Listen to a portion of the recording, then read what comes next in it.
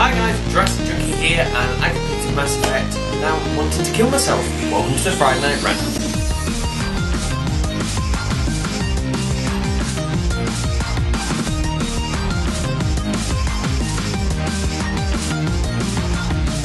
So yes, as I said, I've just completed Mass Effect 3, and to be fair actually, I'll go on about that towards the end of the Friday Night Rant, because what I want to do is I'll put a little thing up saying spoiler when something's about to come up. So before we crack on then, hope you're enjoying the sun. I am, and that's kind of inspired exactly what I've decided to drink today. And that is, every time it's hot, I really don't want to drink anything too heavy or anything too strong, just because I don't like the idea of getting slightly tipsy or having a headache while you're in the sun. I just want something nice and refreshing. I don't think you can beat a good old classic shandy. But in the sun, it's just so refreshing. So, this week's rant is going to be more than... I want to talk about 4 things. I want to talk about the Wii U, the PlayStation 4, the new Xbox, and also Mass Effect. And all of them are going to be talking about rumours and reading in between the lines. So, might as well start us off then with the console that's going to be coming out the soonest, and that is the Wii U. Now, first of all, there's been some... Again, these are all rumours before I go any further, so don't take anything away from this Friday Night Rant just thinking this is gospel, you know what I mean? This is rumours, and this is my take on these rumours and reading between the lines, as I said. So first of all, the guys who are behind Darksiders have been contacted by Nintendo saying, can you make Darksiders 2 compatible with the Wii U? Because we want it as one of the flagship games when it first launches. We want this to be one of the games we're going to do on day one. So Darksiders went, cool, send us the kit, we'll crack on and we'll make this game, which they've done.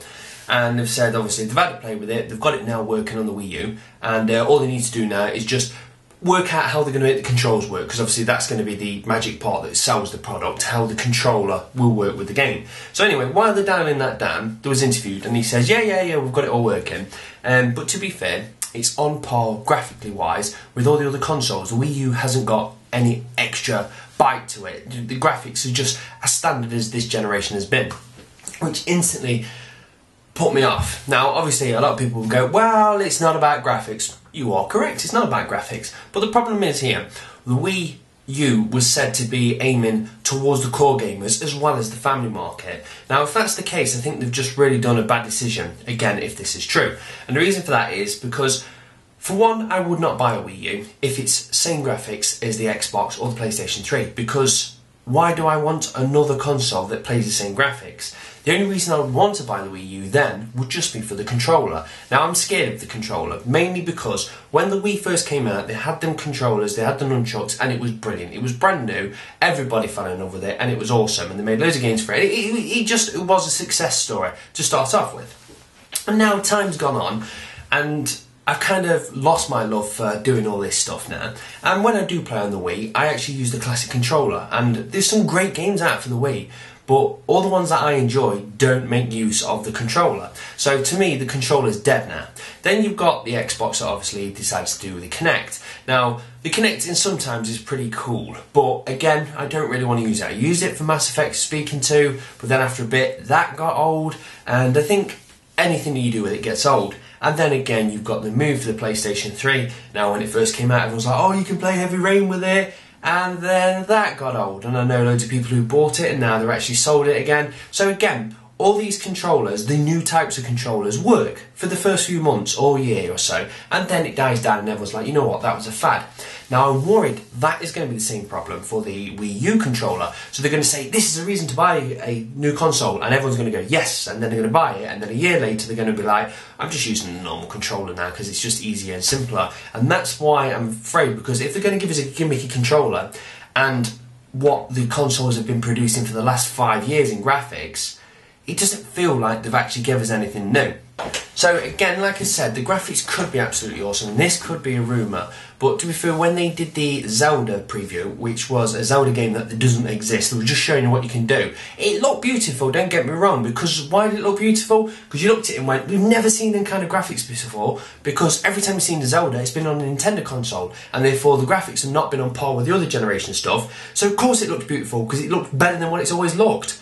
But that's the kind of graphics we've been used to on the other consoles anyway. So again, it kind of does confirm the graphics aren't going to be that amazing. So that's the Nintendo side covered. Then we've got Sony. So PlayStation 4 was slated to, in fact, this is the thing where you can't take anything serious. Sony themselves even turned around and says, no, we're not going to be releasing one anytime soon. Our console's got lots of life yet left. We won't be releasing one over the next few years. That was Sony said that. That wasn't a rumour. Sony did say that. Then they've said, oh yeah, we're actually releasing one in 2013. Now, the Xbox has just been delayed back to 2014, so we'll talk about that in a moment. But either Sony's found out Microsoft's pushed the date back and they've just jumped in, which I don't think is that full, because you can't just magically make your console be 1 year in front in development. So this must have been up the sleeve first of all. And the one thing I think they may have done it for is simply because if a lot of people who save up for consoles, sometimes obviously you save up, you've got a budget and you can't buy everything, so you have to buy one particular item. And a lot of people who are Sony fans have probably gone, do I need to get a Vita or shall I wait for the next PlayStation to come out? Now, if they've turned around and said the PlayStation ain't coming out for ages, everyone's gone, well, I'll buy the Vita then. So now everyone's purchased the Vita, they've turned around and gone, actually, we are coming out in 2013. So that's, if true, very naughty of them. But I think there's a reason for that tactic.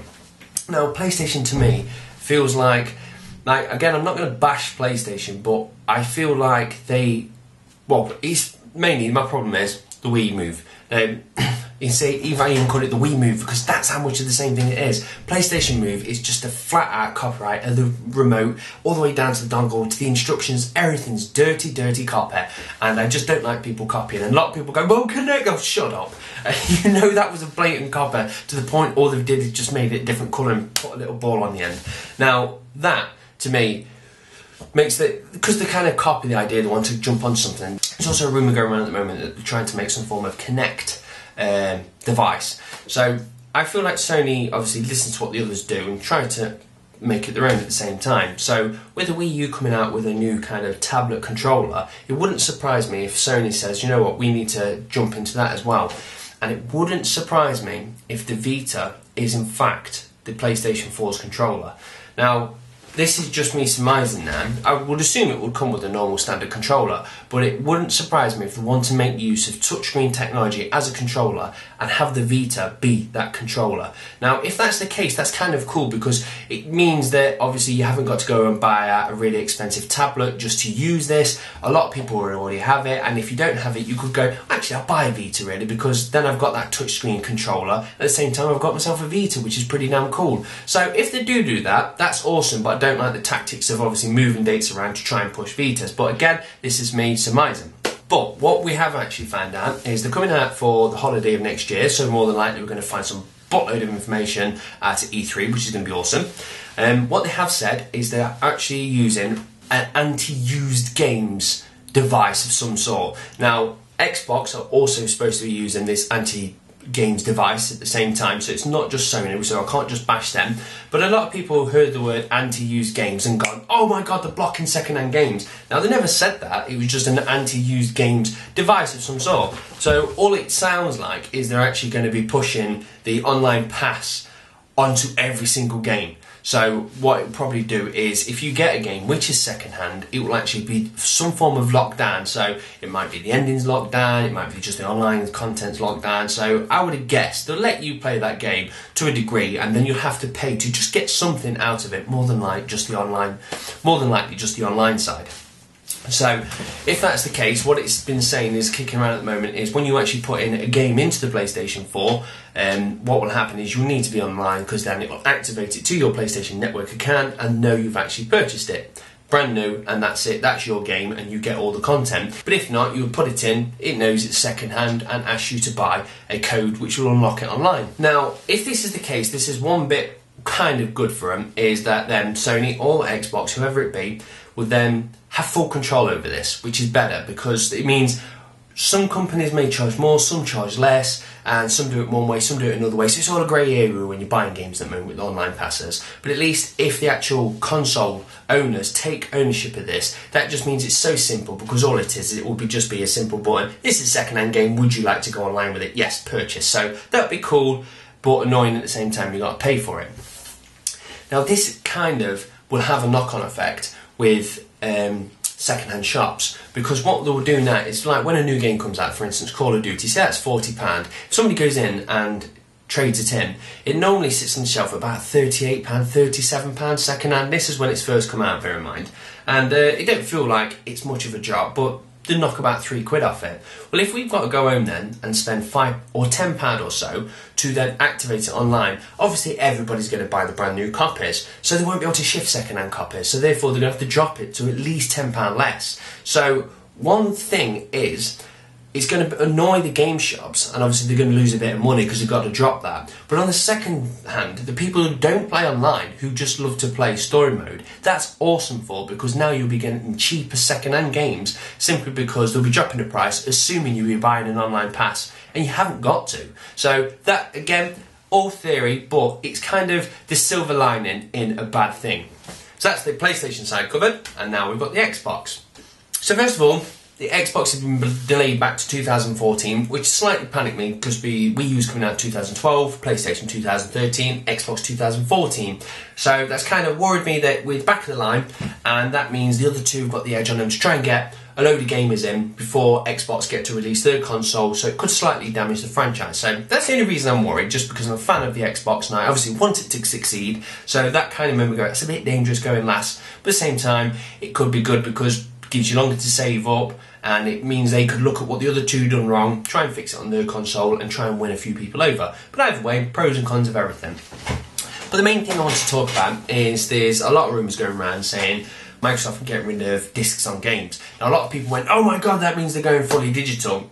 But I don't believe that. Again, read between the lines. They're saying they're going to get rid of discs. Now the reason for that, I believe, is simply because obviously Sony have got a Blu-ray, which you can cram a lot of data in, which means you can have one disc per game, which is awesome. So Sony definitely have the advantage on that. You know, when it comes like to LA Noire, we had to have 3 discs on the Xbox, you just got 1. Mass Effect, we had to have 2, so I was just going back and forth through the galaxy, I was having to swap discs, which got annoying. So Sony's got the advantage on that. And with the next generation of consoles coming up, obviously the graphics are going to be better, everything's going to be better, but everything's going to be bigger, so they need to get a lot more data onto these discs. Now, using the current format at the moment just means they'll have to have more discs, which obviously would be annoying. Now, they can't have Blu-ray, because Sony won't let them. They say, no, that's our baby, you can't touch that. That's what we grab a lot of people with, the Blu-ray side of things, which is fair enough. So Sony's got that. So Microsoft are having to think of a new way to try and cram this data onto something that we can load into our consoles. So what options do we have? Now one thing could be, obviously, digital downloading.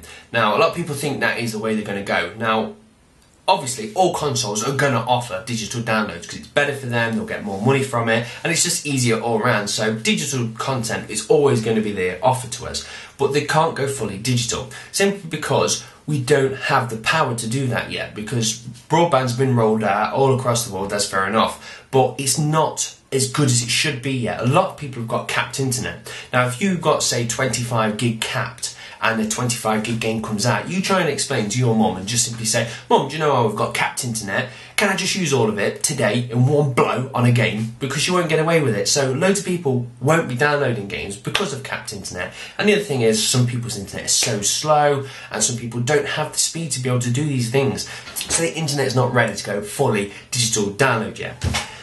So, how does Microsoft get around this? Well, you could go with going on an SD card or cartridge base, however you want to call it. Now, at first I thought this was going to be the way, they're going to stick it on cartridges, which made me go, that's cool, we're going to have a cartridge-based console, which is going to be kick-ass. And the main reason I wanted this is simply because cartridges are cool, and there's nothing wrong with just going when something don't work, which is a lot better than going, look, I've scratched my disc. And at the same time, if you do use cartridges on a console, it means you haven't got a lens or a laser actually reading the disc, which means you've got one less moving component in there, which means one less thing to break. And it also means one less noisy thing going off all the time. You'll only be left with your fans trying to cool down the GPU and CPU. So that would be awesome, all around awesomeness. So I was like, yes, we want cartridges. But the problem we then got with that is it costs a lot more to put games on a memory card. So when developers make these games, obviously at the moment they're just sticking them onto DVDs, and when they're buying DVDs in masses and millions, they're going to cost a couple of pence, if that, per DVD. But then if you're buying SD cards in the millions, and we're talking 25 gig SD cards or bigger, they're going to be at least £1 when they're brought in mass. So that's a lot more compared to a penny. So first of all, I don't think companies will decide to go down that. Now, to back my theory up, if you think about it, look at Nintendo for one. It's been cartridge based all along, and the 3DS and the DS still is cartridge based. But when it got around to the GameCube era, there was like, right, we're going to go to disc, and there's a reason for them to change from cartridge. That's because they needed to cram more information onto something, but at the same time needs to weigh up how much it costs to create these units. So they went with disc. Then with the Wii U, they could have gone cartridge, but no, they kept with disc. And the other thing is, if you've ever decided to be a naughty person and use a R4 to pirate your Nintendo games, you will know how many games you can cram onto like a, I don't know, 10 gig SD card. You can cram loads and loads in there. And that's because 3DS games and DS games are tiny compared to console games. That's why they are cartridge based, because it is quite cheap to cram a little amount of data onto a little SD card. But then when you're talking about doing it for full-size console games, it becomes really expensive and not doable, hence why we never did it. So all in all, that brings us back to saying, what does Microsoft do then? They can go the expensive SD route, they can't go the Blu-ray route, so where does it leave them? Probably DVD again. And what I think will happen then is you'll probably get DVD base, probably multiple discs, but you will be asked to install it when you actually first put it in. So they're kind of going around to the PC way. And at first I was like, oh, it's going to be annoying if you have to install it. But to be fair, I've played PC games. I'm kind of used to that's how you do it. You install a game, it's installed, then you play it. So I've got a feeling that's going to be Microsoft's way of getting around this issue, money/Blu-ray. They're just going to say, stick it in, install it, job's a good one. And that kind of backs up the theory that the new Xbox is going to have terabyte-sized hard drives. So there's enough space there for you to install these games and obviously uninstall them if you're not using them. So, all in a nutshell, that's what I've read. That's what I've read between the lines, and this is what I actually think. So you kind of make your own opinion out of that now, but there's a lot of people going around just reading the odd thing like anti-used games and no discs, and they've just got, oh, we can't play second-hand things and it's all digital. And I'm like, no, I don't think it's exactly clear as that. Read between the lines, and you've heard what I think about it. It feels like I've gone red in the face. I've not stopped. So yeah, give me a second, let me drink, refill. So some time has passed, and as you can tell now, the light has moved a bit. It's been about an hour since I just did that bit that you just saw, and that's simply because I started editing it and I realised the entire console rant is taking about 18 minutes up already. Then I've got to chuck my Mass Effect in, which brought it to about a 25-minute rant, and I kind of watched my Mass Effect stuff and I wasn't happy with what I actually said about it. I want to do a dedicated video just about Mass Effect, so I've chopped that out now, and that leaves us then with the question of the week. So, as I've just sat there and talked nothing about the three consoles, the question of the week is very, very simple. What one of those three consoles would you purchase? So you can only pick one, even if you're picking all three, because you've got loads of cashola, you can only pick one. But what I want you to do is, the one you've picked, explain to me exactly why you're picking it. So for instance, if you're going for the Wii U, are you buying it just because you're a Nintendo fan and you'll always buy the Nintendo product, or is it because the actual controller has grabbed you? You may be a Sony fan and gone, do you know what, that controller is new and that is good and I want to buy it because of that. So whatever console you pick, just back it up with exactly why you're purchasing it. And that is it, guys. So I can't sit there and toast you with my drink because that was an hour ago. I've sat and edited pretty much all the Friday night right now, so I've got some cheap energy drink.